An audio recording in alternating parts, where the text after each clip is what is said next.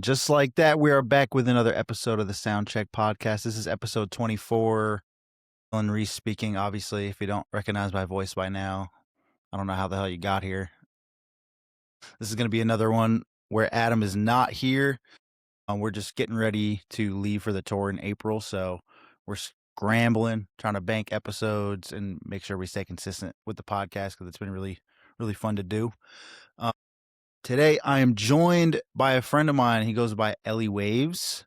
Ellie, how you doing today? Good, man. How about you? Doing well. Thanks for Grinding, having me. staying busy. Yeah, I'm excited to talk to you. I think this will be an opportunity to just kind of get into the weeds a little bit more and like some of like the nerdy analytical like strategic stuff that goes into being an artist, especially on like the digital side. Um you've been running a digital ad agency. Is that the correct way you Yep. would kind of Yeah, describe music what you marketing do? agency, digital ad agency. Yeah. Yeah, totally. Um what's it been like 4 or 5 years at this point? I think I probably started running ads in like 2020. And then been like I've had a full-time employee now. We're going into our fourth year here. So Nice. that's probably like when we got like really took that step up and like, okay, we're all in here. Yeah. So yeah, obviously you've been doing this for a while. Something you do every single day. This is probably all you think about, I'd imagine, to some Pretty degree. much. Um I know the vibes like, I've been obviously been a full-time artist for a long time, been at it, Mhm. 15 years plus. I was doing this before digital ads were even like really a thing, like Mhm. 2009 outside out of the Totally. backpack type of thing. So something I've had to learn along the way, and I feel like I have a decent grasp of, but it's always good to have convos with somebody like you who's like, an expert uh, in a specific thing and a specific strategy. Um, this might be one for our podcast listeners that are like fans of Adam and I. They might be like, I don't give a fuck about any of this, but I'm just going to listen anyway. Or maybe they're Yeah, already tuned out. But I also know there are artists that listen to this podcast and are looking to grab some gems or just like some overall perspective. So, yeah, I'm looking forward to chopping it up with you. It's gonna be good. totally. Let's Um, do it. so yeah, just for further context, like you and I've been working together for maybe 2 years or something at Yeah. this point, maybe longer. Yeah. I don't know. I don't Maybe know. 2.5 now. Yeah. Um, I reached out for some help on my ads, and I feel like I've gained a lot of perspective on the way I want to approach it and like what works for me and what works for other people and vice versa. And also, you're helping run ads for a bunch of artists I work with, like on a coaching basis or like stuff I put out through my label.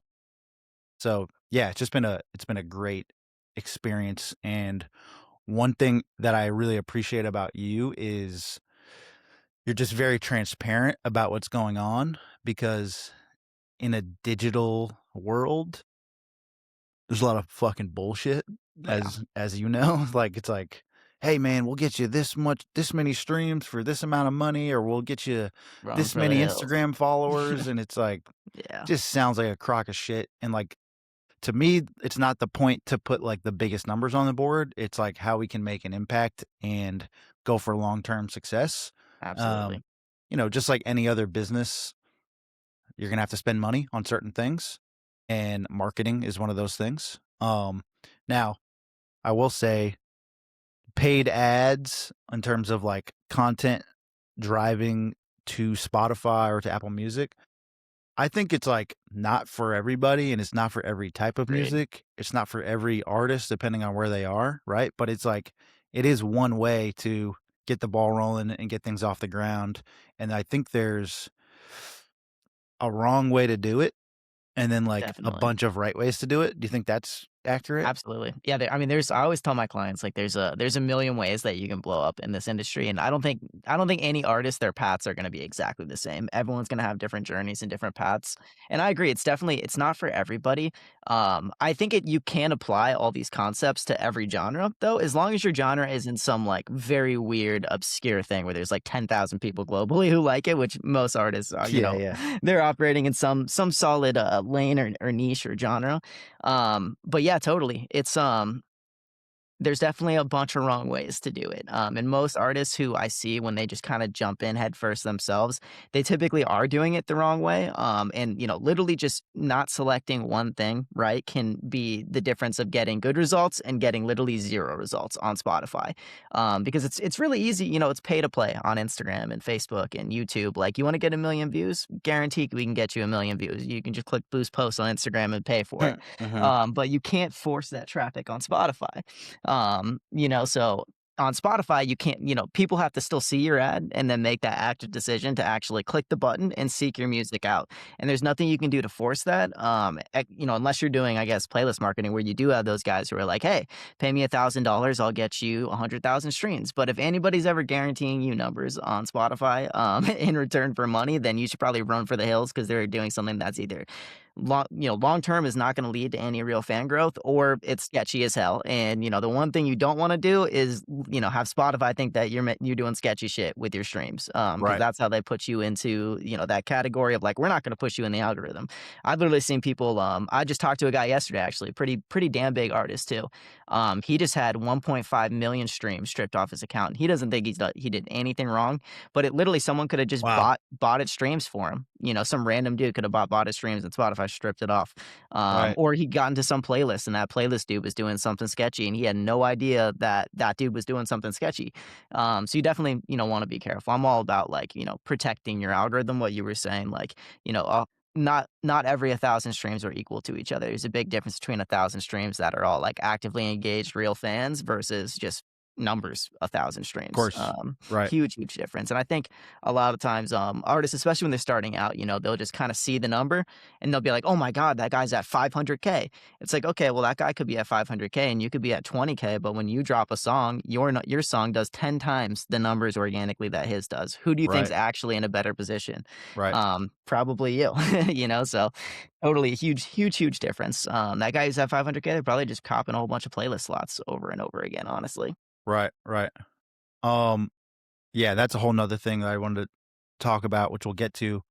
But I guess just for context, let's pretend like neither of us know anything about what we're talking about. And like someone that's listening is like, this is their first day of being an artist. So like I feel like you're someone that would be great to talk to about Spotify's algorithm and like the way it works, regardless of ads, regardless of anything.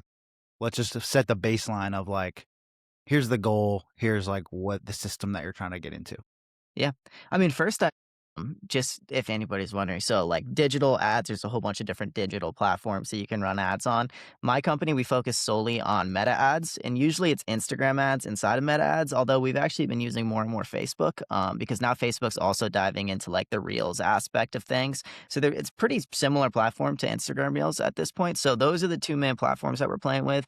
And our objective is to drive traffic over to, from your Meta profiles over to streaming services, mostly Spotify, although we definitely do Apple Music and YouTube and some other platforms as well. But those are the big three, and Spotify is definitely like, the top tier. Um, and yeah, the algorithm is like, that's the golden goose long term, especially as an independent artist where you can't really rely on other people putting you on or, some company getting you in at a bunch of editorial slots or something like that. Your algorithm is absolutely critical to your long term growth. So just protecting that and optimizing around that and making sure you're supplying your Spotify with the highest quality data that you possibly can, even if that is at the cost of having less total numbers. I would take that exchange any day of the week. I always tell my Of clients like I'd course. rather 1,000 actively engaged monthly listeners than get you 10,000 and only 1,000 of those are actively engaged because then you have 9,000 worth of fluff. And that fluff's just gonna, be bad data for your algorithm. Yeah, totally. Um, yeah, it's good context to know exactly what you do. Yeah, we keep getting a special Yeah. guest in the I know, screen. he keeps jumping up, man. um, dude, he just wants to pod. It's like, I I get know. it. Everyone loves the spotlight. I understand. Um, but yeah, so I feel like artists are always thinking about their Spotify numbers, which is not necessarily a bad thing. I just want to kind of break down like why that is. And I think one, because it's the most forward facing thing, you just click on it and Exactly. you know right away like, this song has this many streams, this artist has this many monthly 100%. listeners, they have this many followers, whatever. Spotify also has the best, like, discovery tools built into the app Mhm. for the artist and the listener, right? Like, when you go on Apple Music, I'm not an Apple Music user, but I'm around people that are. It doesn't feel like there's a lot of ways to discover new music on Apple Right. Music.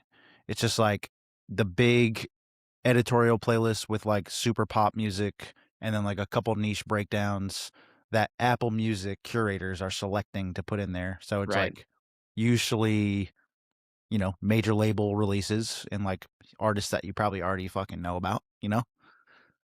Whereas Spotify has these built-in algorithmic, user-specific playlists like the Release Radar, Discover Weekly, Artist Radios, where Totally. like you can click in and just like shit just comes on based on what you like, what you're listening to, what your kind of streaming history is as a user. And I feel like that's really powerful if you understand that as an artist on how to kind of wiggle your way into those ears. That's how you can get new listeners. And, then a smaller percentage of those will actually become fans and like maybe come to a Right. show or like all the other things. Spotify is a good opportunity to just cast a really wide net. Exactly. And then the way I look at that is always like, how can I funnel those people into my universe and create a relationship with those people from an artist fan perspective of like, yeah, coming to your city for a show, selling Absolutely. merch, just like having a back and forth dialogue on like DM or like SMS marketing, shit like that. Mhm. So that's why I think people are always focused on Spotify, whether they even know it or not. Maybe it's just like the vanity metrics of it. They're like, I Right. want to get to this many listeners so I can show off or whatever. But Yeah. either way, it feels like the best place to grow, especially on the independent side. And I think a lot of people have qualms with Spotify because they only pay X per stream, whatever. But at the end of the day, it's like it's such a good platform to just reach new people. Um, and I don't want to take that for granted. While I do understand like the monetization is like it's a whole nother complicated conversation that we probably won't even get to today, but it's Yeah. just a good place to figure out and understand the way it works so you can like be part of the game and like put Totally. numbers on the board. I always tell people like Spotify wants to help you build your platform, and if you supply Spotify with good data for them and just value to them in general by driving listeners to their platform, keeping people on Spotify for longer, then they're going to provide value back to you. So even yeah, Apple, they're paying close to a penny per stream in some countries, which is that's incredible, Yeah. amazing. Yeah. But like you said, like the only algorithmic playlist, and I'm not an Apple user either, but I played around with it is the mixes. And Right. Spotify has mixes too, but like that's pretty much it. And to get into a mix, you're probably gonna have to be listened to by that person already at some point, anyways. Sure.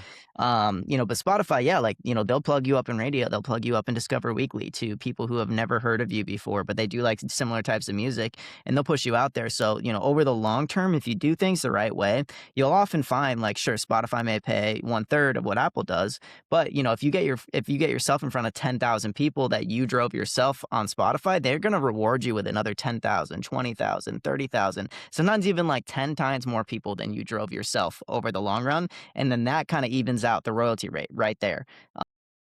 So it's actually a lot similar. You just get a lot more numbers, and there's pros and cons to that too, because you're getting paid less, but at the same time, you're getting yourself in front of hundreds of thousands or tens of thousands of people that you otherwise would have never gotten in front of.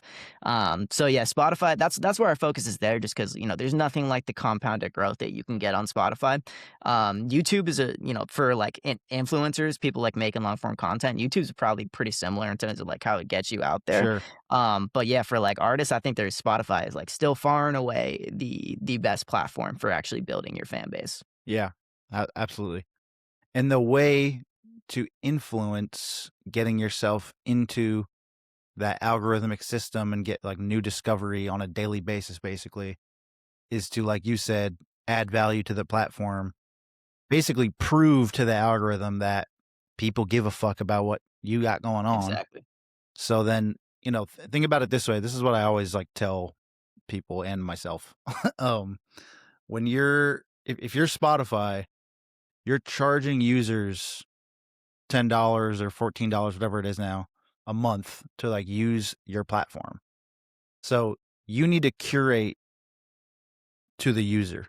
You need to make sure that they want to keep coming back to Spotify and they trust Spotify.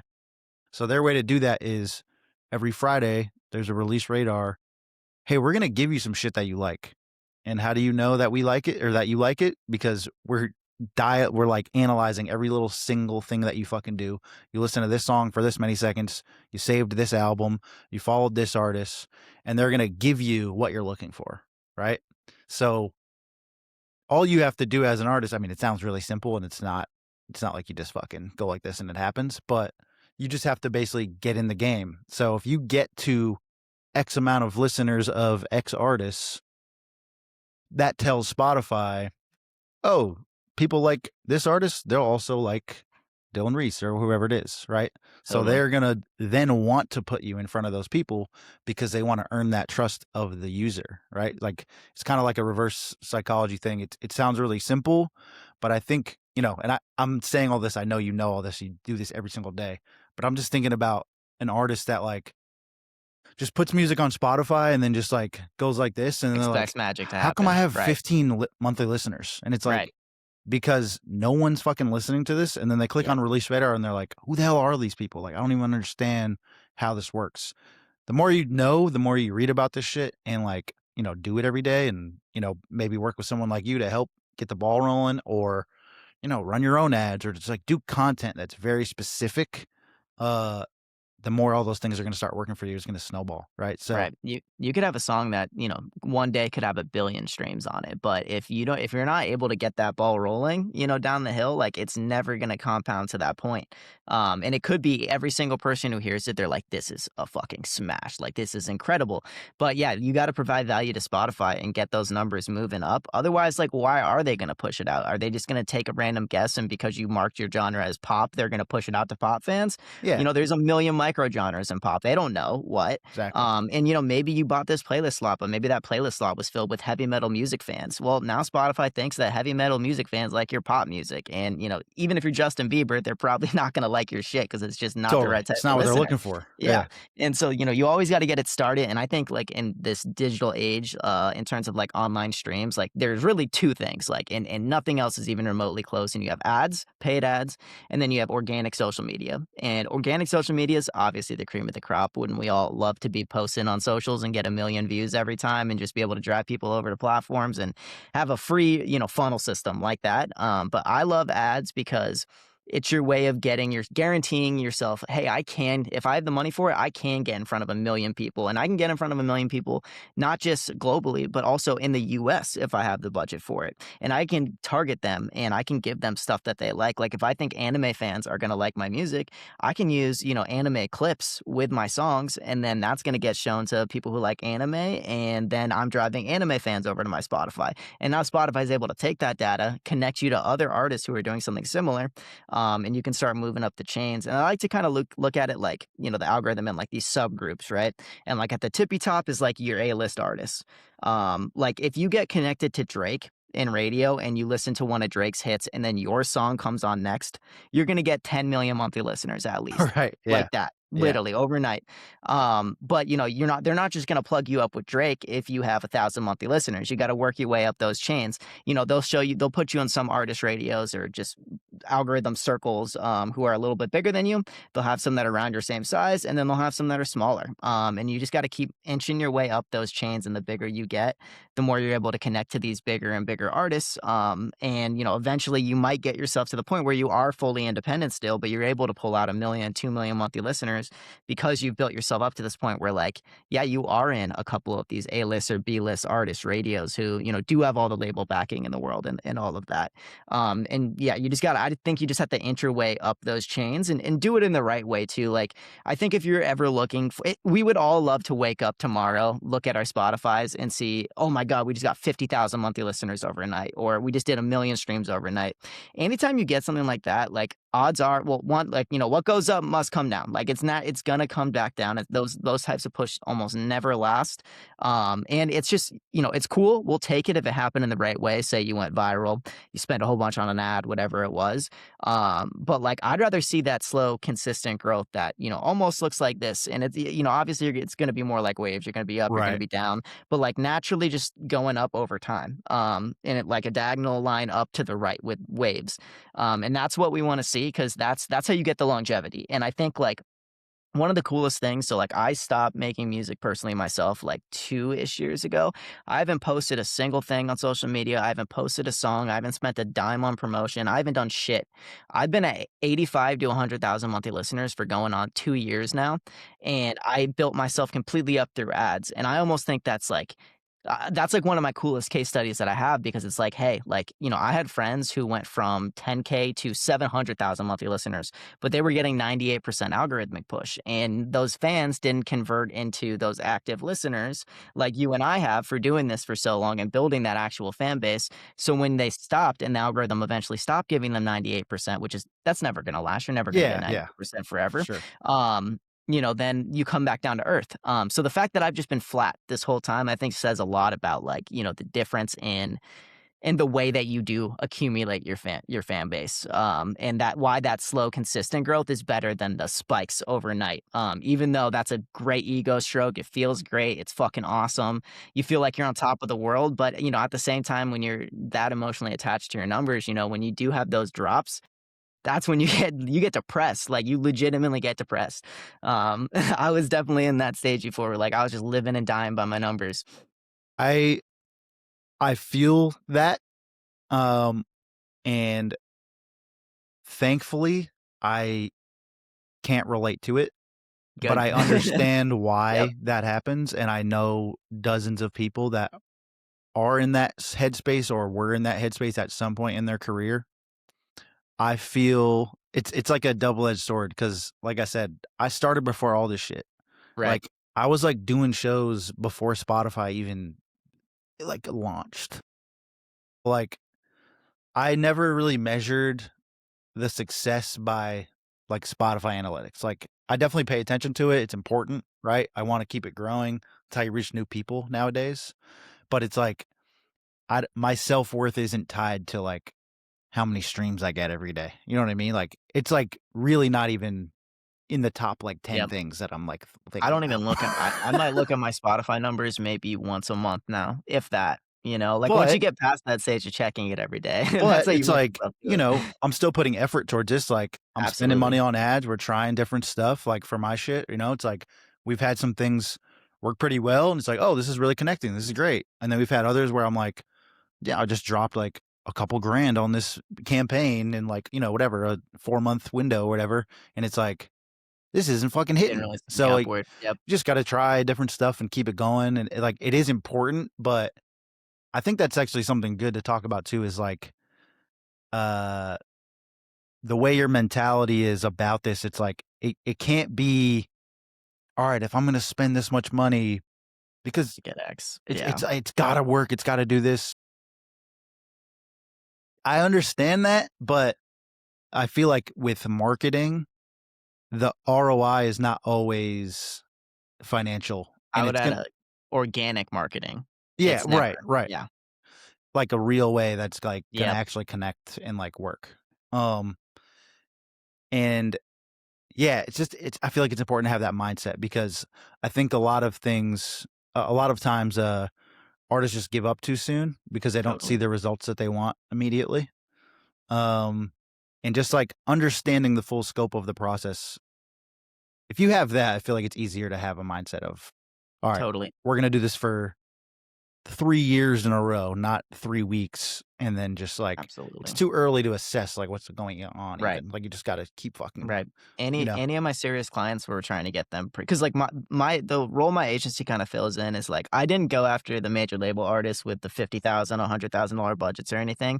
I went after the artists who were like me and we started at zero. We've been making music for 5, 10 years. Took the time to actually get good at making music to where people will give a shit about it. We just haven't gotten in front of them yet. And I told them like, hey, like commit to a plan of at least like a 6-month period. Like one of my first questions for everyone is, what is your release schedule? You have to get you have there with so much noise. I mean, how many songs are uploaded to Spotify every day? It's definitely over 100,000 at Think this I was point gonna per say like day. 100,000, yeah. Yeah, I it's mean, with the absolutely AI shit, ridiculous. it's definitely that much. Yeah, with the AI, it's gonna triple, quadruple because Yeah. Spotify's all for AI apparently. Yeah. But yeah, like, you gotta cut through that noise and get yourself in front of people. So like, I'm like, okay, you're gonna drop monthly. Great. Commit to that for at least 6 months and commit X amount, whatever you're capable of doing comfortably per month in ad spend or whatever, commit that. And, we can scale it up if it's working. We can turn it off if it's not working, but like at least commit to like that 6 months. You gave yourself 5 years to get good at making music. You want to cut it off because you had one campaign that didn't work. I've seen artists who their first three campaigns were horrible.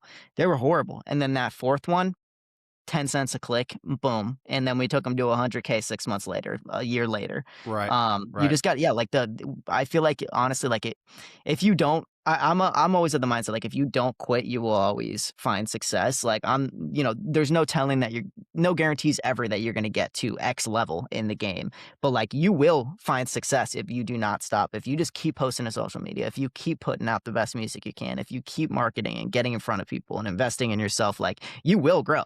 You will build fans. There's no doubt. And I remember I had a huge realization moment in my own career when and you understand this from the start because you did start before streaming was even a player. That the music itself and streaming numbers and all that. Well, you can make a living off it. I have plenty of friends making 5, 10, 20K a month off streams. That's really just the top of the funnel. That is the way of you introducing yourself to people. That's the initial value you provide. But then you bring them to the middle of the funnel, and maybe that's your branded content on social media. And that's getting people to actually know who you are as an artist and a person. So then they don't just fall in love with Dylan Reese, his music, they fall in love with you as a person. They will listen to this podcast, stuff like that. And then you get to provide that extra value, and then they actually feel like they know you. And now you can start selling them those people on the bottom of the funnel activities like buying merch, signing up for a Patreon, coming to your show, all that stuff. And it was like a huge eye-opening moment for me. And I was like, shit, like the music, it's really just the top of the funnel. And like that's what the 1,000%. marketing is. That's what the ads are, was like just trying to get people to, come into your world. And then once you're in your world, you got to start building that awesome world around that people want to stick in.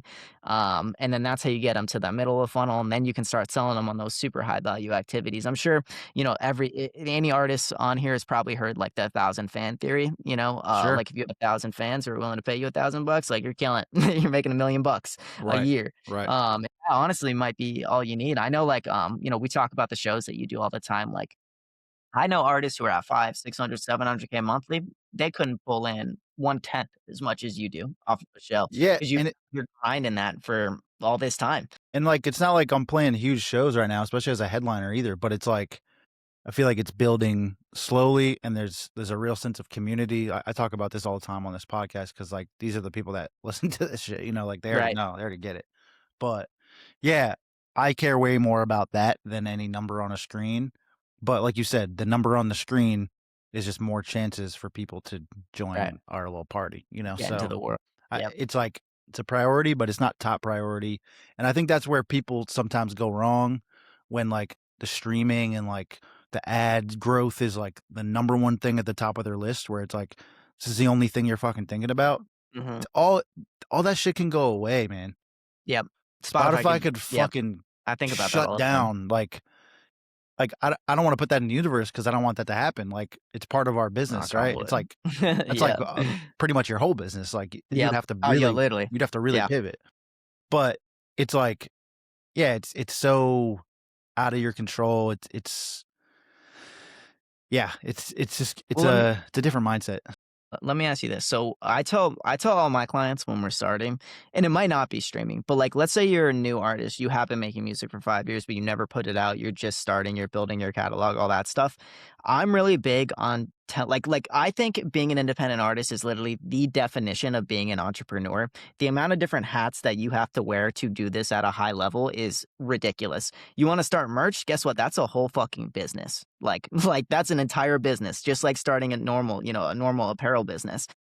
You want to do shows, that's a whole nother business. Like there's so many different businesses within it. So I'm really big on like, hey, when you're starting, pick one thing and become dominant at that thing, and then once you achieve that level of dominance, and, add that next thing into the fold. So, like, with the people who are working with me, like, I'm like, commit to streaming, get yourself up, get yourself to that point where you could show yourself to anybody and they're not gonna be like, "Oh, you're," like, laugh at you, like, "You're a SoundCloud artist, ha ha ha." Like, they're like, "Oh, you have 50,000 people listening to you a month." Like, that's real shit. Those are real 50,000 people. And then once you have that, then you start to buy a little bit of your time back, and you just get yourself up. Then you can start to add in those different folds and kind of just add things piece by piece because I realized this like first and only merch drop I ever did. The amount of DMs I had from fans telling me they were gonna buy my shit was like I had 100, 200 people tell me they were gonna buy my shit. I did it, and 3 of them bought my shit. Three. And I realized I did it poorly. I just slapped my logo on a bunch of t-shirts and hoodies, but I could have done a lot better. But like it took me weeks to build out to learn how to do a Shopify website and then figure out how to make the merch and source it, make sure it looked good, and come up with cool designs and all that shit.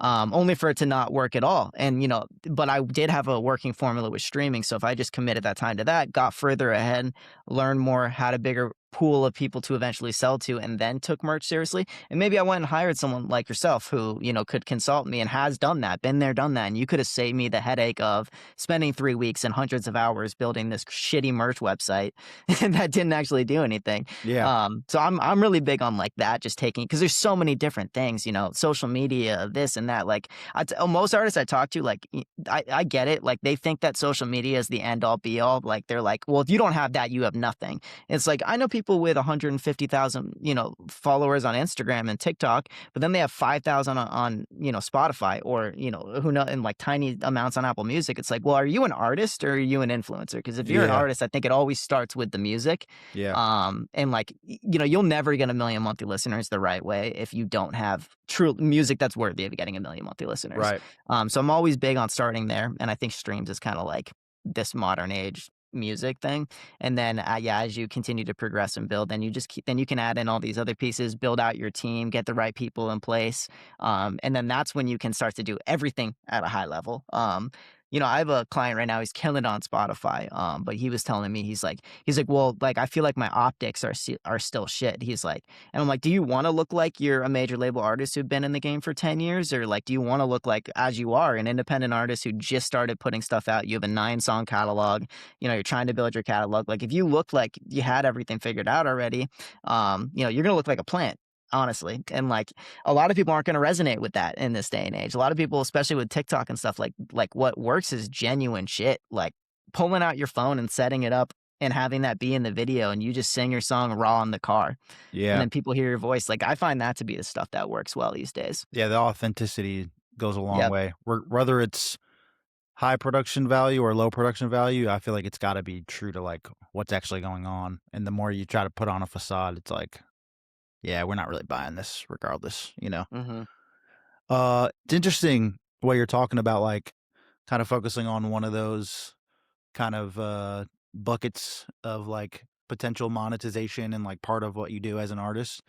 Because I found myself agreeing with what you're saying, but I also kind of disagree in some ways because I just think of artists that crush it on streaming and then get an opportunity to go play a show because someone's like, "Hey, we And should they have get this no clue person what to they're doing. open," because Hmm. like they have 800,000 monthly listeners, and then they bring almost no one to the show, Yeah. and potentially even worse, if they do bring people to the show and their show sucks, they're probably not Yeah. going to They're come not going to back to come see you. again.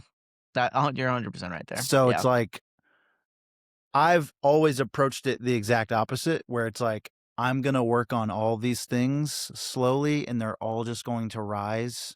Which is why when I think it's so funny, dude. Which the name of my company is pretty, and it's exactly because of this.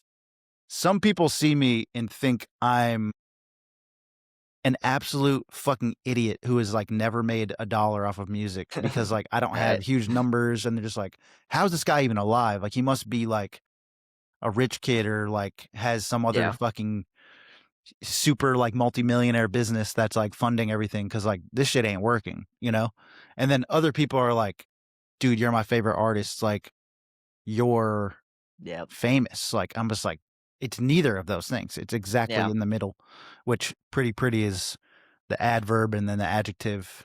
I think I'm saying that right, but it's like somewhat good, somewhat attractive, like moderately on the way, like we're doing it, but it's like Mhm. not really. Like it's like we are. Like don't get me wrong, There's but levels to it. there's Yeah. yeah, it's like it's middle class, working class musician type shit is like that's always been kind of the goal for me. Obviously I'd like to make more money, but Right. it's like I still want the grind and I want to like have control over it. I want to just do Facts. exactly what I'm doing like forever. Like I love it. Yeah. But I think that comes with having each of these little buckets like a little bit filled up and like slowly letting that rise. I And I've agree. never I've never gone all in on one thing because Yeah. I just deem all of them to be important. And I'm not saying that's the right way to do it, but it's the way I've approached it and that's what Right, and that's it makes yeah, sense to me, paths for every different artist, you know? Everyone's got their own path, Yeah. and you've been super successful at what you did, I was successful at what I did, as long and I think, the reason why both of us were successful with it is just because we never stopped, never quit, we just kept fucking doing it over and over again, but yeah, no, I'm with you, like, when I say focus on something, like, I still think you need to be learning and building those skill sets, so when that time comes, you are ready. Because you're 100% right, dude. Like, you get invited to, open for an artist who's pulling 500 people to their show. That's a huge opportunity. You can't say no to that. But if you've never performed anything at all, you have no clue how to set fucking works or nothing. Like, yeah, that's Yeah. scary. Like, that's when like they're never gonna invite you back on a tour again. But if they brought someone like you who's done it, even if your numbers aren't there yet, whatever online, you're gonna kill it, I'd rather and they're gonna someone look at you from a be different perspective. I'd rather someone be shocked of how good I am because they're like, "Oh, this guy only has 60,000 monthly listeners. Like, how the fuck does he look and sound like this on stage?" Yep. I'd rather that, and I feel like I get that a lot. Rather than like someone being so excited, like starry eyed, like this guy's like on like killing shit, and then it's like disappointing. It's Yeah. like, what the hell? Like Yeah. I this guy agree with this guy that. looks like he's never done this before because Right. he probably fucking hasn't, or like only Right. did it 10 times in his whole life. You're not gonna be good yet. You got to Right. do the reps, just like with anything. Totally. Yeah. I I tell remember people that when you go ahead. I was just gonna say, I remember when Adam was living here in LA, and I'm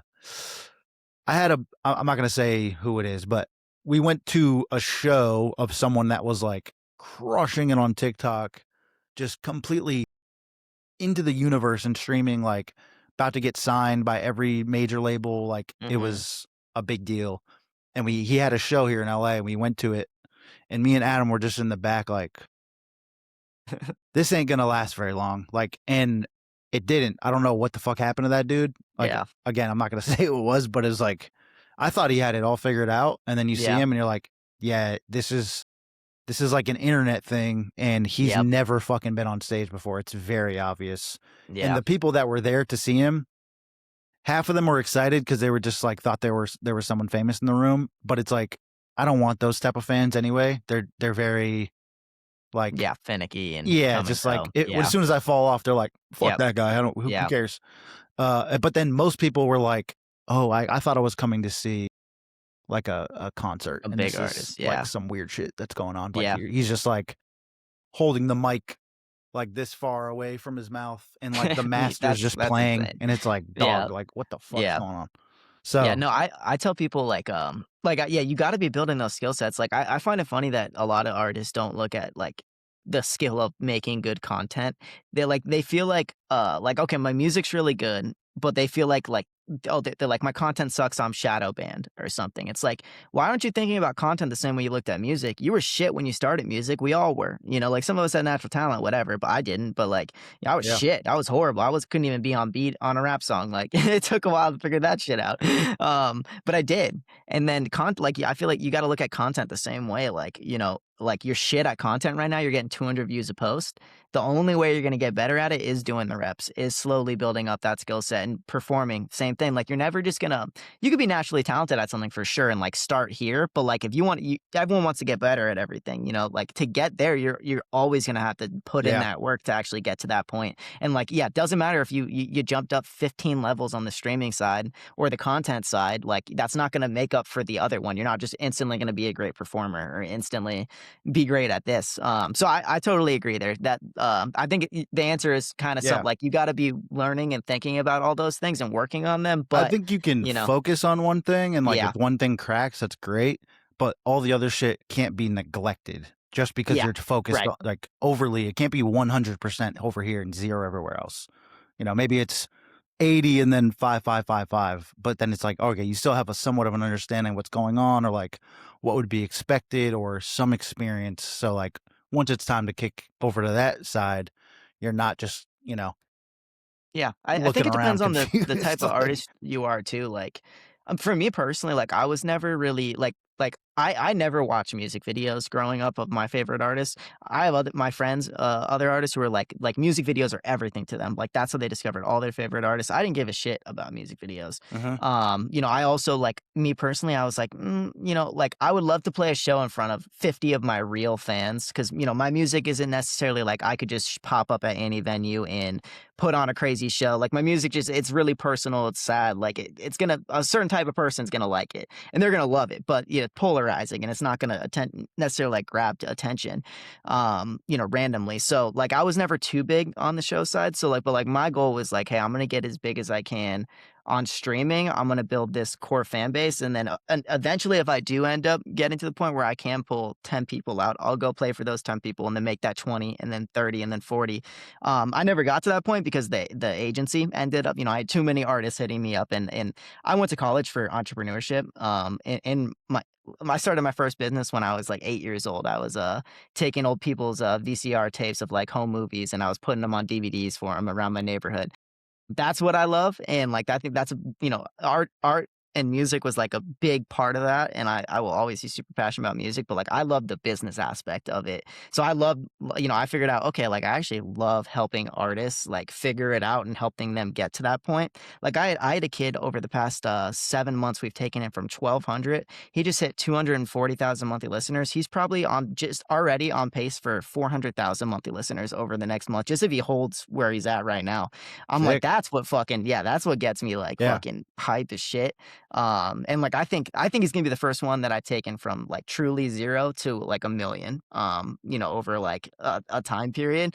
And then like I think he's got it all. So yeah, that's what I get super, super, super excited about. So like I think knowing yourself too and like, what you want to do is super Yeah, important. for Cause sure. like a lot of people I think get like they get lost in the sauce because there is so many different areas of it. And there's the people who are killing content, they're 10 out of 10 content. People are killing the Spotify game, they're 10 out of 10 at that. And like, like you gotta choose some of those and become a Yeah. master at it before, because if you just try to do everything, in my opinion, I think it's like really hard to master it unless you do have a really long time horizon. Yeah. Which is great because then when you get there, 10 out of 10 at everything, there's nothing you can't do. Right, right. But yeah, that's kind of been my take.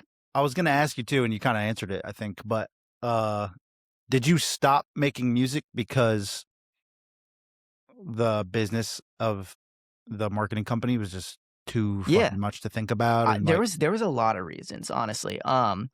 One, I had too many clients to where if I didn't give it my full attention, I felt like I wasn't doing right by them for what I was charging them.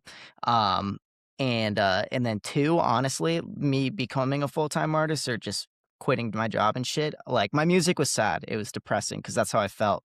And that's when I would get the most creative, like when I had like emotions I had to get out.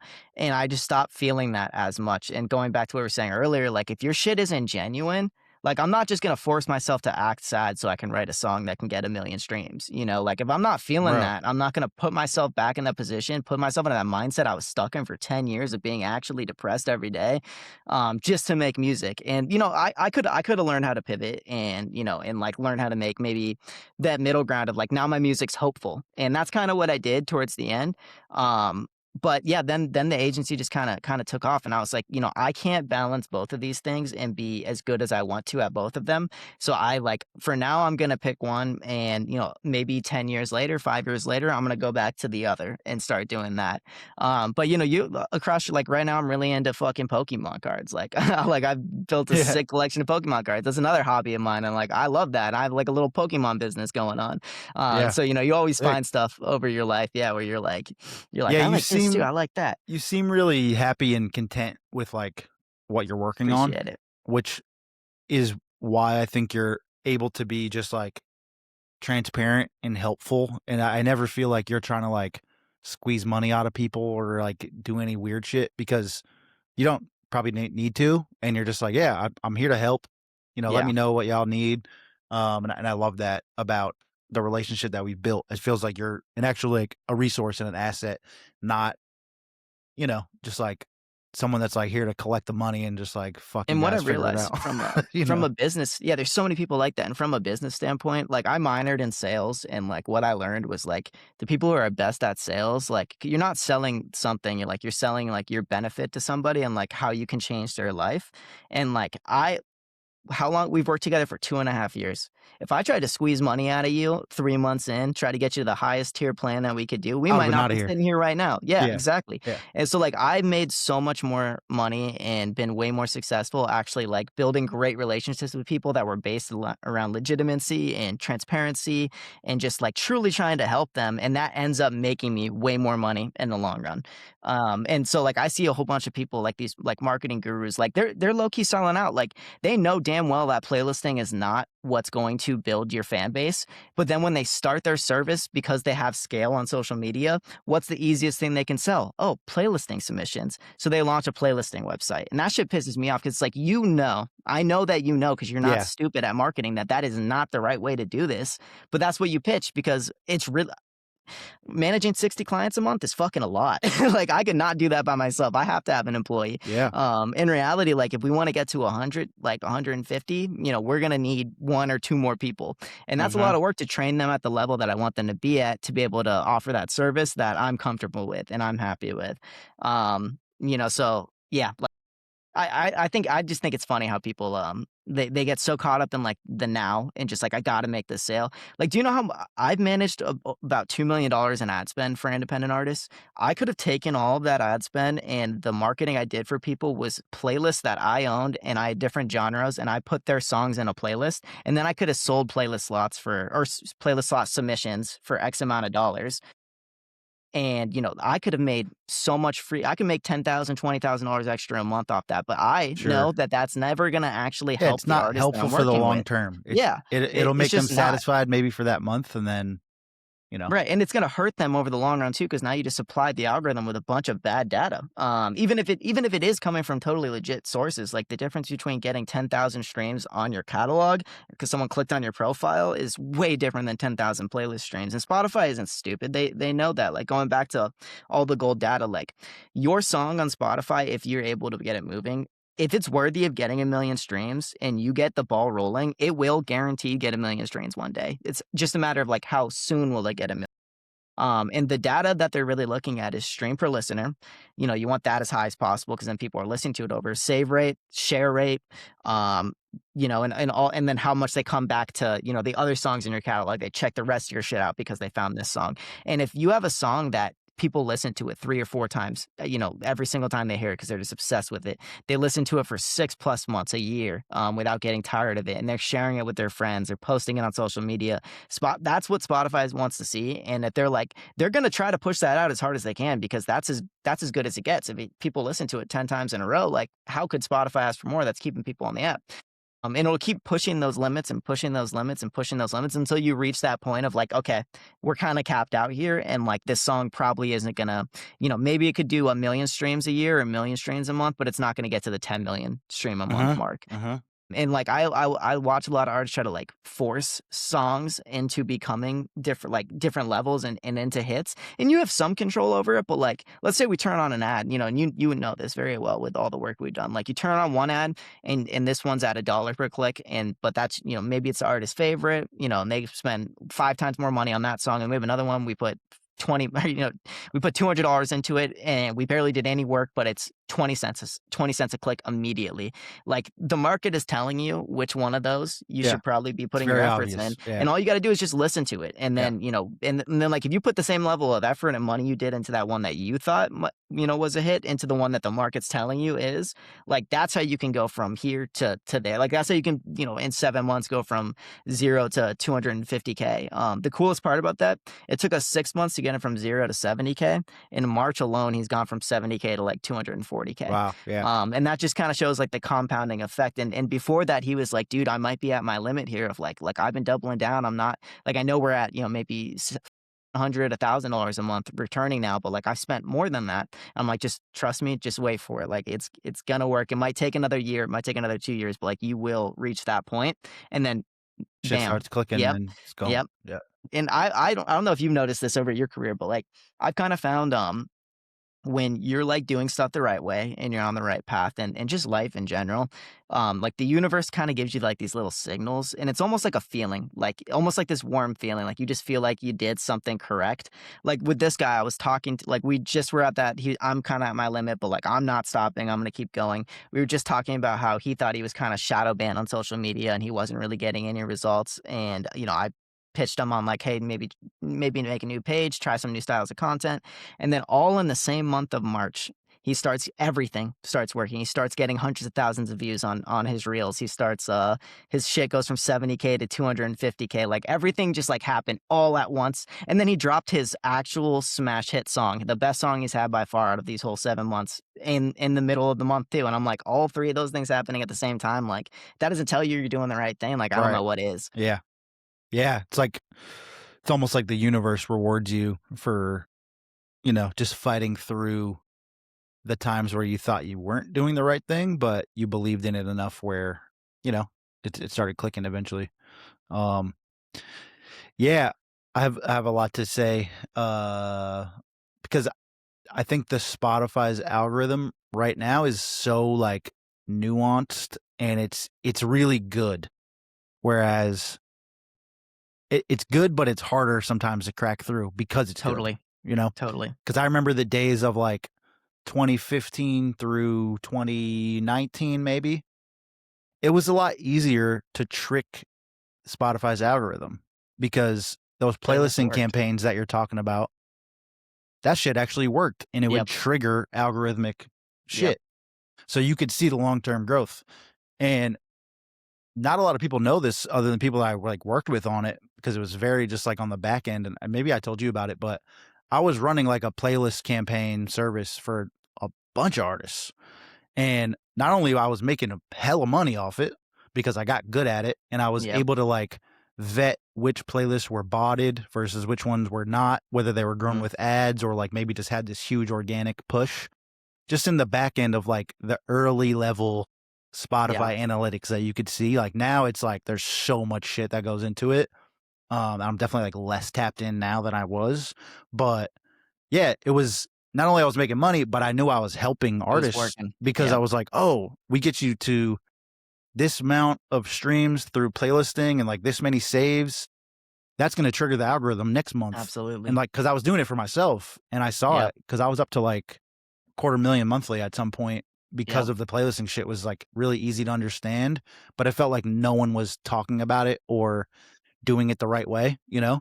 So I started doing it for all my homies and then like it became like a word of mouth thing where not to the level that you're doing it now, but it's like, yeah, I was running like 30, 40 playlist campaigns for other people a month Yep. and then just charging like a percentage of their budget, put that in my pocket for the work and like just all the relationships I had built with these playlisters and it was crushing it.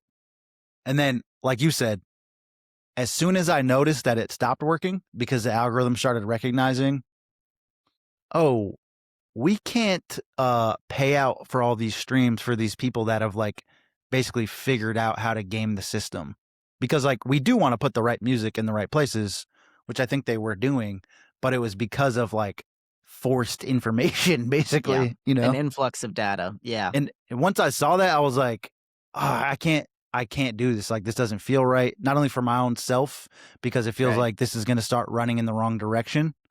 And that's when I also made like the Ellis switch and like split up music, and that's a whole other Mhm. thing. But I was like, I can't take people's money to get them short term success that's Right. gonna potentially hurt them long term. And a lot of information didn't even come out where I knew that to be true yet. But You I just could felt it. feel it in my fucking Yep. gut. I was like, Yep. this And isn't you working the know. way it used to. And this Yep. is gonna start to become detrimental. And I remember the exact feeling that you were talking about where you're like, you get this like happy feeling inside of you. I had this horrible feeling inside of me. Opposite. I was like, I Yeah. can't fucking do this anymore. So I had to shut that down, called everybody. I was like, yo, we're stopping all of this. Don't do Mhm. playlisting anymore. You know, it's got to be like a super super afterthought. Like if something's working, to like sprinkle it in Little later. bit of gas, yeah. This cannot start the fire anymore. Yep, This era's over, type of thing. yep, And I remember everyone was like so sad, and we're like, "What the fuck do we do?" And yep, the answer ended up being content and ads, and just like there's not really a way to like, trick the algorithm into thinking yep. that you got a bunch of Yeah, shit it's not going on, stupid. you know? Totally. It It it it it it's knows. really advanced now. Yeah. So It's so advanced that the software engineers who are working on the algo and the AI, they don't even know exactly how it works. They right. know how one aspect of it works, and the other team knows how this other aspect works, but nobody knows how it actually is processing all this information and making all these decisions. And that's why, like, if anyone's ever tried to like reach out to Spotify support because something weird happened, like they can't really help you because one, they don't want people to like be able to figure out their their algorithm and exactly how to game it again, but two, because like they honestly just don't know. They're with you. Like they're like, oh, like you just got crushed in the algorithm. Like, sorry. Like I honestly don't know why. Like, just keep doing those right things.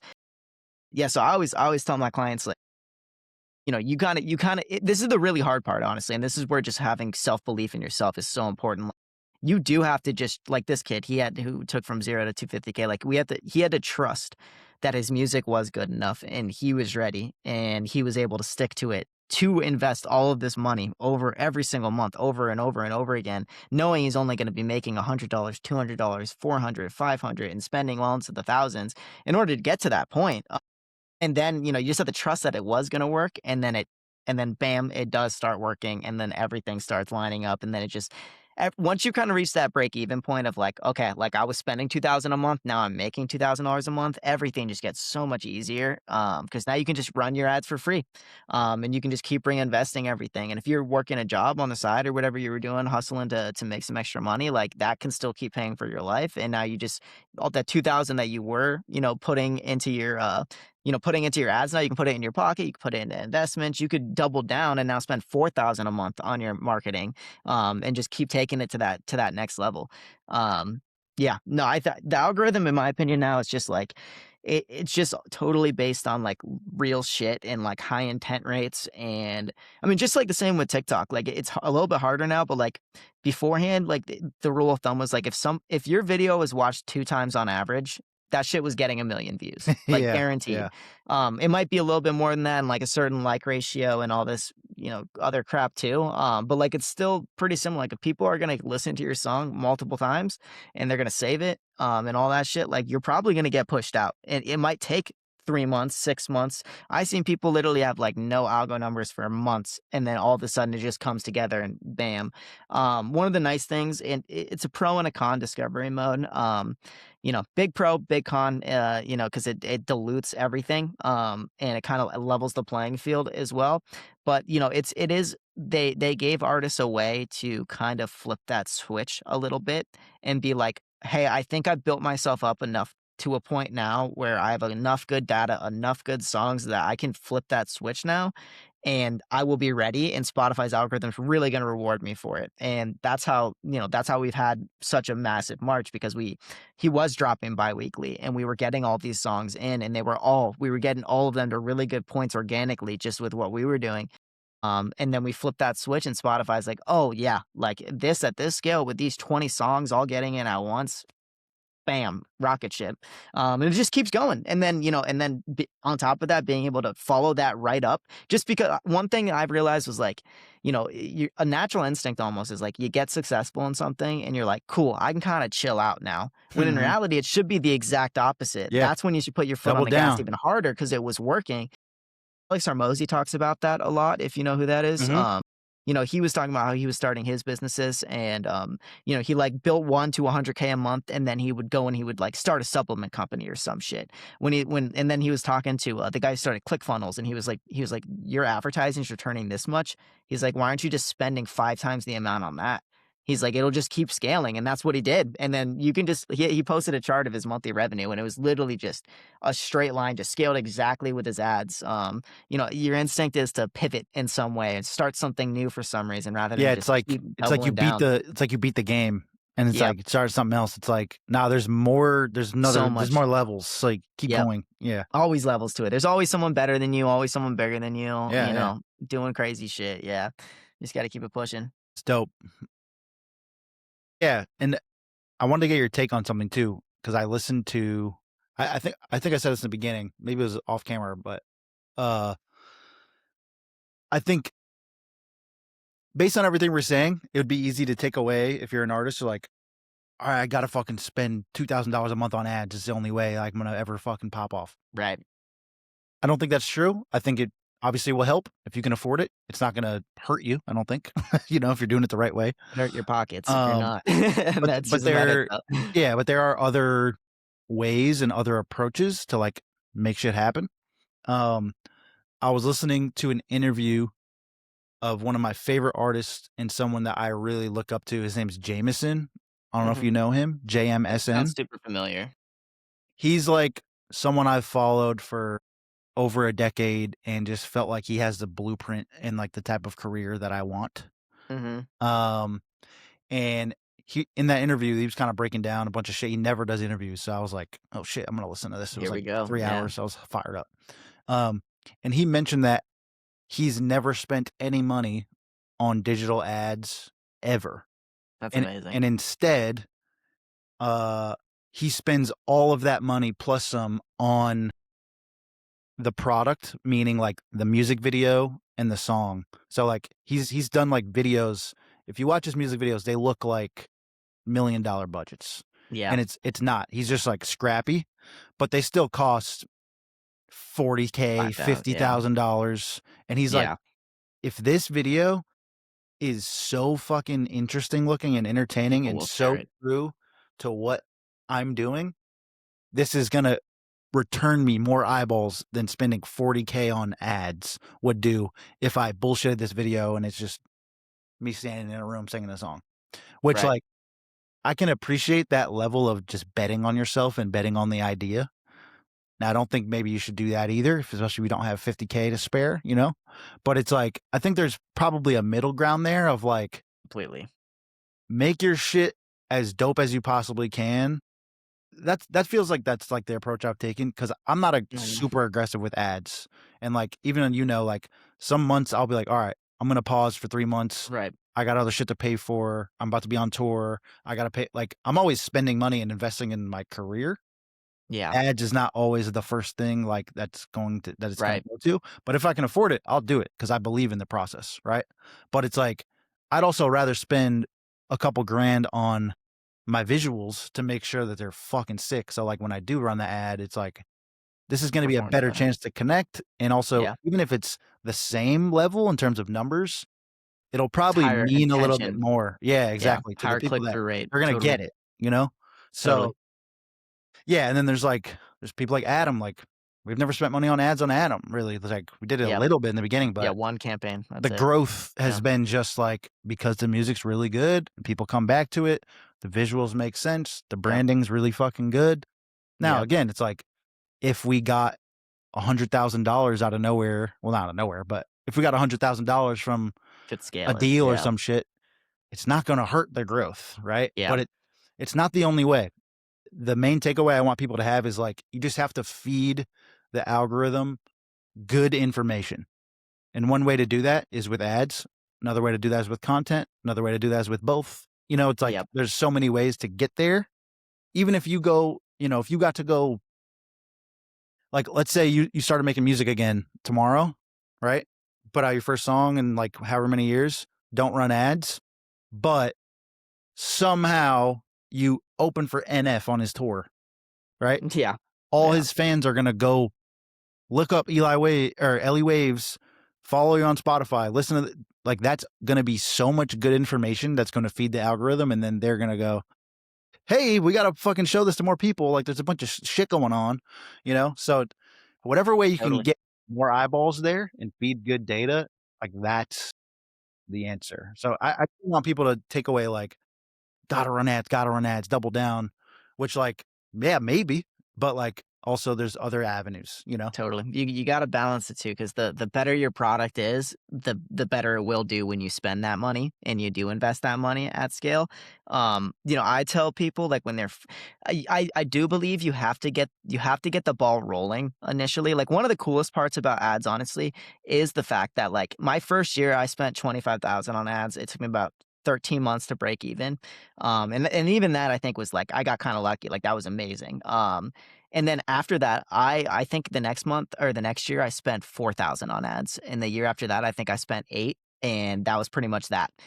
So I never had to spend that much again because I'd had that fan base now, and now I was investing and I was buying better beats. I was getting better mixing. I was, just getting better stuff to go with it. But I built myself up to the point where I could drop a song now, spend $0 on it, and it would get into the algorithm. And as long as you're giving yourself that chance, things can go crazy in the algorithms. Just like with TikTok, like if you just give yourself that chance of it starts getting pushed a little bit, that's enough opportunity for if you do drop that 10 out of 10 video, it will get a million views. Like, you just got to put yourself in that position first and then yeah, just lean into it. But people always overlook that with ads. They just immediately think like, hey, I spent 5 grand on this song. Like I have to make that 5 grand back off of this. And Yeah, it's yeah. like, it's like, well, now you can drop a song and, whatever your costs are, but like, let's say you can just, you do every mix, master, engineer, everything yourself, make, produce it yourself. You drop a song, first month it does makes you $50. You drop 2 songs a month, that's $100. And then that second month they make you another $50. And like now now you can just keep building that catalog and keep building these little revenue streams for you. Yep. One of my favorite ways of like describing the ROI, at least from like an ad standpoint, is using like real estate terminology. Because a lot of people like your natural instincts to kind of look at it like, hey, I invest. It's like in e-commerce business. My product cost me $50. I sell it for $100. It costs $25 to market it. I made $25 profit immediately. It's never going to be like that with ads in music marketing because it's about the royalties. It could be if you were selling merch and stuff, obviously, but like on the stream side, I guess, Uh-huh. on the music publishing royalty side. So think of each song like a different investment property. You can't turn a trailer into a mansion. You can find a mansion and you can find a trailer, you can find a middle class house. So like those hits, those are your mansions. You want as many of those as possible, but you got to put out music to give yourself that chance. If you're not putting out music, you never have a chance. And I'd be like it's shocking how many artists like don't put out music actually, or like I they drop know, like dude. 2 songs a year. It's mind blowing. Yeah. And then they expect crazy results. But so you got to put it out. And then, let's say like, like the what I use using my 25K, since that's like a really good real life example. So like let's say you were gonna buy a $250,000 property. The bank's like, you got to put 10% down. So you put 25K into it. And now let's say that you make $500 a month profit on that property, which in real estate is honestly like that'd be a hell of a return. It's not going to Right. be that much. Yep. But let's say that's where it is. It'll take you 60 months just off that 500 to make your initial 25K down payment back. And then after that, you're making $500 profit a month. But, the piece that everyone forgets about is now you have a house and you still have that 25K in the house. Houses, if you tend to, take care of it, um, putting out more music, building your fan base, branding, all that sort of thing, and you tend to improve it over time and renovate it, they tend to go up in value, right? So maybe, in a few years over those 60 months, now your house is worth 350,000. You can sell it for 100 grand plus the 25K that you had in it, and you made $500 a month. Or you could just keep it, and then you got that equity, and you could maybe get an advance on it, like cash out refinance type of thing. And you Sure. pull out that 100K, and then you have 100K more to invest in a new project that you're doing, and now you can quadruple your production value Man, and make it that's sound way better. that's a Um, really, really strong analogy that makes a lot of Thank you. sense. Hey, dude, Yeah. that when that unlocked in my head, I was like, "Oh, yes, that's the way I describe it to everyone." And it's really hard to wrap your head around it because you don't think it makes sense, but when you do hit that break even point and like you start to see that money, like shit, dude. I'm on one song, and I sold this at a horrible time when I was at my 85K and not when I was at my 400K. My biggest song, I sold that shit for $20,000. I put 6,000 into it. It's probably made me 40,000 itself, and then I sold it for 20, and I kept 10% of it too, and I got to keep the publishing forever as well, 100%. If I sold that more so when I was at my peak, if I did have that offer, I was looking for it, I probably would have gotten 50, 60, 70, $100,000 from it. So $6,000 investment turned into 40,000 in royalties, 20,000, so $60,000 at least, and 10%, and I get the publishing too.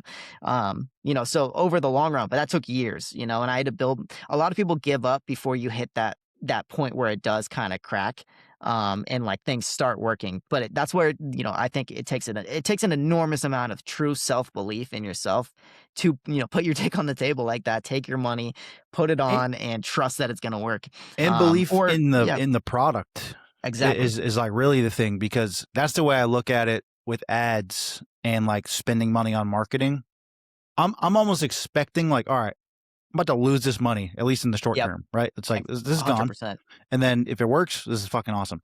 But this is a product that I think is worth betting this amount of money on, at least this amount, right? Yep. Like if I made a song that I was like, yeah, it's pretty cool. Yeah, I'm gonna put this out. I'm probably not gonna spend a bunch of fucking marketing money on it, because like, why do you think that it's gonna work if you don't even like love it, right? But then there's other songs where I'm like, yo, I'm about to bet the house on this shit, because I know this is gonna connect. Like this is just a good ass song, and even if it doesn't connect, you got to feel that inside of you. Otherwise, it's just gonna Totally. feel like you're burning money. Like I'm down to Totally. swing and miss, but I'm not down to like check swing, basically. Totally. And a really interesting thing. So I had that song, and it netted me $40,000 in royalties, whatever. It's gonna get 10 million streams plus. I I believed in that song. I knew it was good. I never thought that that was gonna be my biggest song by far, and I still personally like, I don't love that song for me as an artist. Like, I have songs that I've made that I think are way better, and I listen to those ones still and all this shit. That one's like, but the market loved that one. But because it wasn't aligned, and I didn't believe in it as much as the market did, I didn't if 6,000 turned into 40,000 plus, why the hell didn't I invest 20K? Why didn't I reinvest all those royalties? Could it be at 20 million, 50 million streams? It very well could be, but Yeah, you do got to be aligned you on were it just in willing order to to do that take the shit. win and Yeah, pack it up and move exactly. on. Yeah, But I ask myself that all the time. I'm like, why didn't I just reinvest every penny that I made? When I had buddies who were making 20, 25K a month, they were resting on their laurels there, just pocketing all that. And it's like, hey, what if you took 10 grand of that? You still got $15,000 a month. That's amazing to live right, on, right. and just reinvest it into building, continuing to build that fan base. And then when the algo inevitably does cool down, would you have been 100,000 monthly listeners higher? You very well might have been. Right. So like, just to leave your listeners with, if they do want to try ads and stuff. So like, my philosophy is, every song that when you're at that point where you do believe in your music and you think it's good enough that people will like it and it's competitive, every song you put out is worth at least $250 to $500 into the ad spend. That's kind of your testing budget. I'm willing to spend $250 on a song, even if it does horrible, just to test it out and test a whole bunch of content and shit. And I always start there. Even if I have that song that I immediately am like, this is a hit, I know this is a smash, I'll always start. Right, right. Maybe I'll spend, it's 250 totals, but maybe I'll spend $100 in the first day still, because I believe in it at that level. And I would love to spend $100, 3,000 in the first month.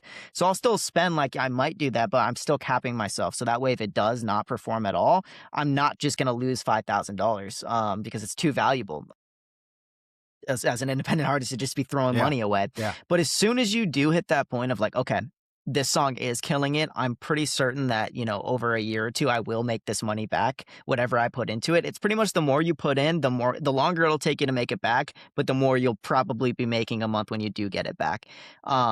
So at that point, that limit kind of comes off, and it's like, hey, you want to invest 1,000, you want to invest 5,000, whatever you can do it. And I'm down. We just have to validate that the market agreed with our take on it.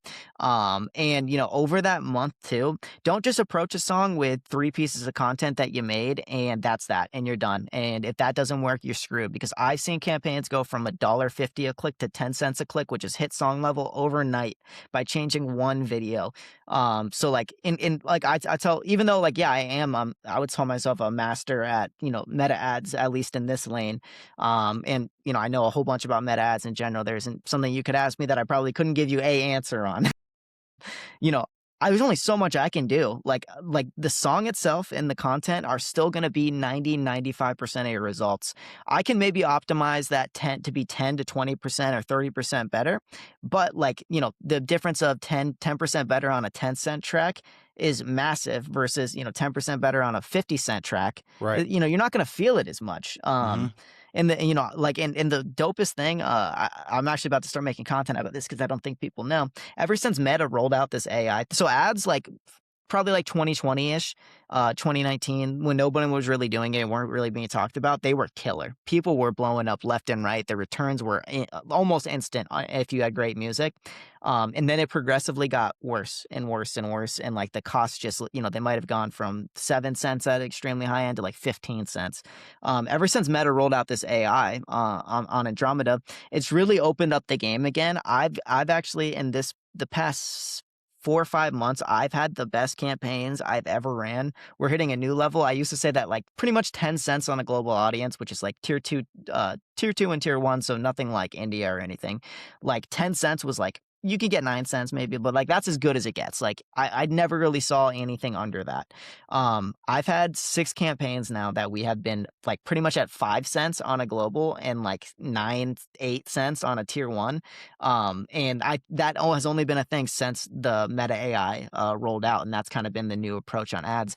So these days, the best thing that you could possibly do for yourself, and the way this AI actually works, is they're really smart. So instead of they've been taking out a bunch of different targeting options. If you look up any music marketing videos and you find some guru or something talking about it, they're going to be like, "Oh, you want to target similar artists to you and all this shit." Meta's been taking out so many of those. Like, unless it's like Drake, you can't target it anymore. Like, I've you might not noticed even that be able to target actually. Easy, who's like Yeah, low key A list, yeah. and that's because that's not what works anymore. They want you to cast a super wide net and keep things extremely broad in terms of targeting. And the way that you actually target the different interests and target Jeezy's fans, target these fans or whatever is through your content itself.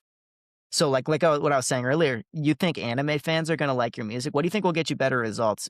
Putting a performance style content like a lip sync video and showing that to an anime interest, or using an anime edit and running that to an audience that has no interest, or just Spotify as the interest? The anime video is gonna get in front of anime fans better at a better rate and get you better results every single time, Uh-huh. because you're giving them what they actually want. So think about it that way. Use your content. If you like, say you make Christian music, you can't target religious stuff. But you can make content like maybe you use a beautiful nature stock footage clip, and then you put a Bible verse as the text on the screen and you have your song playing behind it. That is going people who, aren't religious or aren't Christian, they're not going to like that. But the ones who Christians are going to like it. So that's how you're going to get in front of them. So it's way better than me trying to find some hacky way to target this Christian audience and narrow ourselves down. So you want to give yourself as many shots at making a different styles of content as possible, and that's just going to broaden your horizons and your pool. If you do have a, let's say, a lip sync style video that is 10 cents a click, it's amazing. Um, like, even if you, let's say, then you make a movie clip or something to kind of hit a broader audience, and that one's even 12 cents, it's still gonna give you a bigger pool of people now, because some people they're just not going to be interested in the lip sync type of video. That's just not what they like. But they are really big fans of Breaking Bad or something. And they find a lot of their music just through, randomly browsing social media, or even, Shazamming movies. And when they hear shit come on, you're going to hit those people. So you can now hit both of those people at once, expand your pool, and then get yourself a better average click and be able to, let's say you do put $10,000 into this campaign now. Eventually you're going to hit diminishing returns, because, you're not going to get the same results, same cost per click spending $10,000 or $1,000 as you would spending $1 million. It's way harder to spend 1 million. Mhm.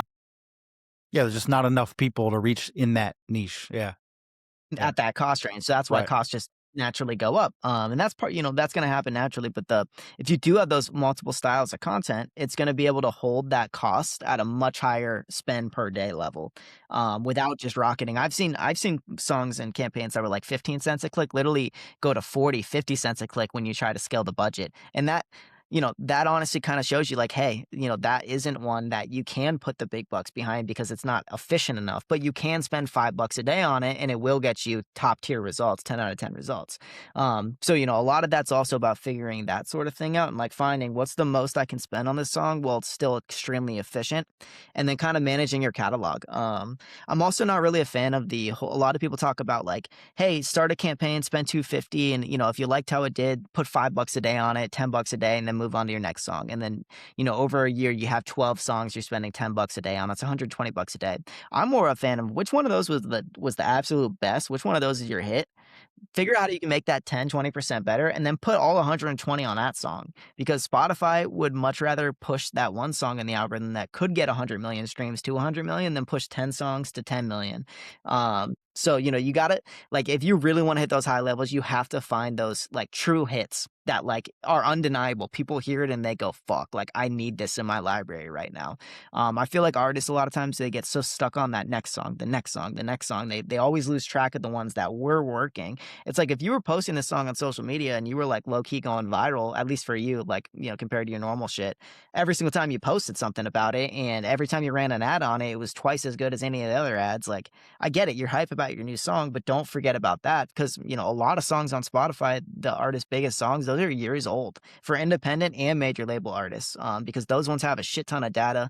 Like my biggest song just told me the one that I sold, like that one's still my biggest song. It's still by far is the best monthly performer. It's held up the best.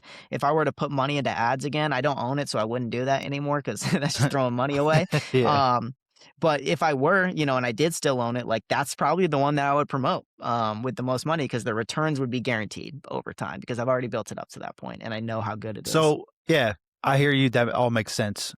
But what's, like, the devil's advocate of, "Okay, I gotta be consistent." Like, what do you do with the new songs? You You keep just don't market them? I like I said, I always say 250 to 500 is worth it on every song. And, like, even, like, okay, let's say you have a smash hit, it's at that 10 cents level. If you or 5 cents, like, let's say it gets to the astronaut I've been calling that smash hit, like, truly smash hit, that new level that we've been hitting. Um, let's say you get a song to that level. Comparing all of your other songs to that song isn't fair anymore because a smash hit is a smash hit. That I don't say smash hit lightly. Like that shit's rare as fuck. Like you're lucky to get one or two of those in your career, you know? Like even Drake has that, you know, like not every song gets a billion, but some of them do. Um, Right. Yeah, you it's a know, so they different focus scale, more on but the billion. same exact Yeah. thing. Yeah. But like if you're still in a good range, like even if it's like 20 cents per click, that's still good. If you wanted to put, I wouldn't put 10,000 into it, but if you wanted to put 500, 1,000, 2,000 into it, I would pretty much push it until the point where it is getting consistent algorithmic play. And then if you want to ease off of it, ease off of it. You know, because like I don't like, yeah, comparing every single release you do to that hit is just you're never going to be satisfied. You know, everything's going to be better than that.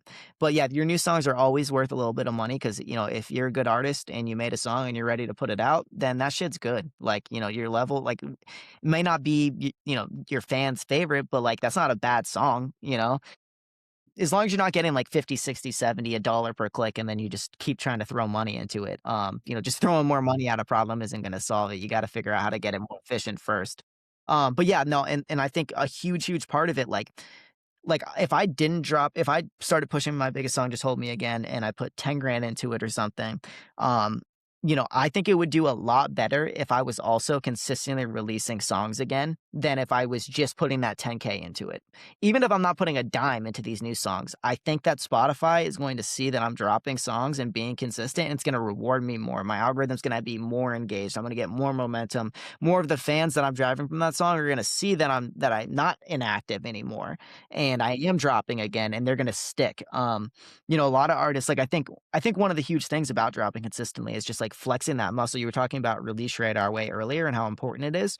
Like, you know, it doesn't matter if you have 50,000 followers, you know, like you could do a lot less release radar streams than someone who has 5,000 because that one who has 5,000 has momentum and he's been conditioning those 5,000 people to expect releases. Like For sure. Russ. Russ is, I think, you know, you don't even have to guess if Russ dropped a song this Friday. He probably fucking dropped a song this Friday. You know, like you just know you're gonna pull up your release radar and you listen to Russ, you're gonna see a new Russ song in there. And it conditions those fans to expect that shit. And like that's why like even if you're dropping a little bit slower, like even if you're like, hey, like I spend a lot on my production and I'm not making that much yet, I can only drop, you know, 6 songs a year every other month. I'd rather you commit to that than drops 6 songs, you know, week after week after week for 6 weeks and then And take a then year off to nothing. make six Yeah. more. Yeah. Yeah, I'd much rather you Totally. be consistent and move slower. But if you can work yourself down to like an extremely rapid pace, like I think biweekly is the cream of the crop. Like if you're dropping biweekly and they're all high quality, my God, like every single artist I've ever blown up at the highest level, that's what they were doing. Yeah. Yeah. No, that's the pace I aim for on, like, the Ellis stuff. Mhm. um, with, like, some of the artists I work with too, like, if they have the ability to do it, that always feels like the right answer because It's amazing. it's not so much where it's like things are gonna get swept under the rug, but it's really consistent and, like, you can run an ad or 2 every month and just have Yep. new shit, like, Yep, just just swinging the keep bat. rotating. You just gotta swing the bat. Yep. That's, like Yeah. comes down to You know, everything. You just I gotta have fucking just keep doing what you're doing, you know? 100%, bro. I have, old clients and friends who talent level, they're some of the best artists I've ever heard. Like, my god. And they might have 500 songs in their vault, but for, whatever reason, they haven't put it out. And, f they could be making a new song every single day, Uh-huh. but if you're doing that behind the scenes and it's not public facing and you're trying to blow up, to everybody else, it looks like you're doing fucking nothing. Nothing. Yeah. It looks like you're doing nothing. Like, you have to put songs out. Like one of my biggest regrets actually is like some of my biggest songs, dude, I wrote in 2018, 2019, 2020. I didn't drop them until like 2021 at the earliest. If I would have caught the initial lo-fi, Right. bubble when it went up. If I was dropping then, I could be at 1,000,000 monthly listeners today instead of 8, even if I wasn't dropping still, because I would have caught that Yeah. and I would have my songs more time to compound and build data. And maybe I did get into it when playlisting was still lit, and maybe Promoting Sounds heard my shit because they heard a bunch of my friends' shit, and they started plugging me too in their playlists. Uh-huh. And, I think that made a lot of artists back in the day because that shit used to be gold. Yeah. Um yeah, and, and people, I was talking to, Elevator Mag's, CEO, and he was telling me, like, how, his website traffic and, like, the power he has now is so much less than he had even 5 years ago. Like, if he wrote an article about an independent artist, he was like, "Dude, like, you would immediately see, like, a big jump in their Bro. numbers and their listening and, like, all this Yeah. shit." He's like, "Now he's like, "It's almost like no one's paying attention. I'm just for SEO." Dude, I got on Elevator in 2018 with my album Morning Coffee, and my Mhm. SoundCloud went fucking crazy. I See? remember that Yeah, shit it's so crazy, dude. vividly, and I haven't even thought about that, like, no disrespect to them, haven't even thought about that in over 5 years, like, Yep. it's crazy. That's not how you discover music now. When you Yeah, have Discover Weekly, that's gonna send you shit that you have a 90% chance of liking when you click on it. right. Yeah. Um the annoying part about all the algorithms, though, is it does kinda keep you in those, just as from a listener, it keeps you in those bubbles to where if you're not, like, going like, I'll get stuck in, like, "Oh my god, it's just sad rap song after sad rap song," and, like, I gotta go listen to some pop shit so it can slowly adjust to some pop shit again, and same thing with social media, like, if you're into politics, like, my god, your entire feed is just gonna be politics, politics, politics, politics, and it's gonna be your side of politics too, just over and over again. You only get one perspective, and it's an echo chamber. It Yeah, really is, for but sure. there's a bunch of pros to it, and, I wouldn't even be I'd probably be employed right now, by a company. Same with you, like, we probably wouldn't be self-employed right now if the internet wasn't a thing and if social media wasn't a thing. Yeah. Like, it's opened up so many awesome doors. There's a lot of downsides to it, but, like, shit, I wouldn't be anywhere close to what I am today if it wasn't for the internet and social media and all that stuff, even though I don't like social media Yeah. personally. Nah, I mean, it's such a tool, obviously, like, d Mhm. it's it's like a necessary evil, but even the other side of it, there's so much good that can come from it, and, yeah, just understanding how to use it is the biggest, uh tool. But, dude, great convo. I feel like there's a bunch of takeaways from here. I feel like we could talk for another 90 minutes probably and Oh, just, yeah. like, go even more into, Easy. like, the way you set up your campaigns, like, all these specific things.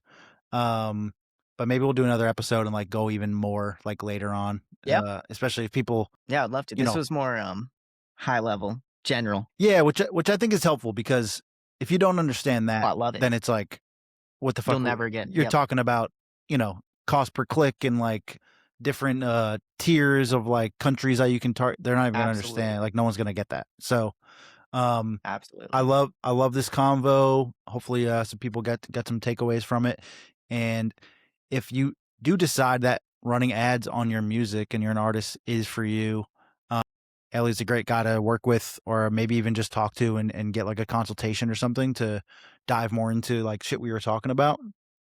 Very trustworthy Yeah, guy. shameless, self plug here. Yeah, please. I do free consultations, so you're literally like not obligated to hire me at all. I do like free 30-minute consults. You can look up Waves Music Marketing. My number's there. Shoot me a text. Shoot me a WhatsApp. Even if you have no intent of hiring me at all, I will gladly talk to you. That's So yeah, awesome. feel free to hit me up. I didn't even realize that. That's great. Probably because I'm fucking Yeah, talking to you all the time already. So, yeah. um, We've been working together too long, bro. yeah. Yeah, But all right, yeah. Thanks again for coming on. absolutely. Thanks for Thanks for listening, having me. everybody. We'll see you next Wednesday, and come to a fucking show or something. Peace. Yeah, facts. All right, see you guys.